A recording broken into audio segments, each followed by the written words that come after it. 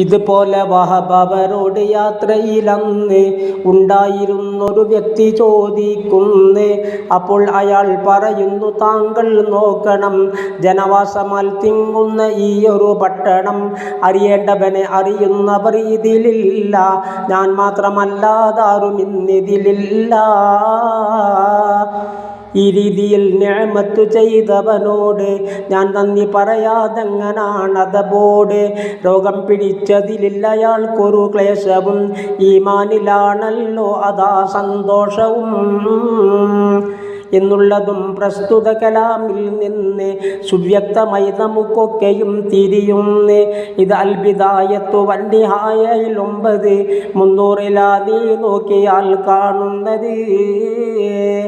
പറയുന്നു, തിരുനബി ഏതൊരാളോ രോഗിയായി, എന്നാൽ മലക്കുകൾ 4 വര ഉണ്ടാദ്യമായി ജസദിൻ്റെ ശക്തി പിടിച്ചെടുക്കണമെന്ന് അതിലൊരു മലക്കോടാജ്ഞയും കൊടുക്കുന്നേ.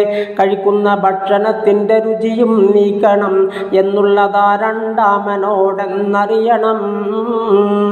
മുഖത്തുള്ള കോമളവർണ്ണവും നീക്കെന്ന് മൂന്നാമനോടവനാജ്ഞയും കൊടുക്കുന്നേ.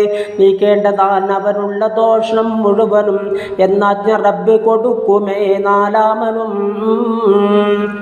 ശിഫയാക്കി രോഗം എന്നു കണ്ടാൽ 4, അല്ലാത്തതൊക്കെ മടക്കുമെന്ന ഹാല്. 4 മലക്കപ്പോൾ സുജൂദിൽ വീഴും, എന്നിട്ടിലാഹോടി പ്രകാരം കേഴും. മടക്കി കൊടുക്കാൻ ആജ്ഞ അവരോടാക്കി, നീ എന്തിനിതിൽ നിന്ന് എന്നെ ഒഴിവാക്കി.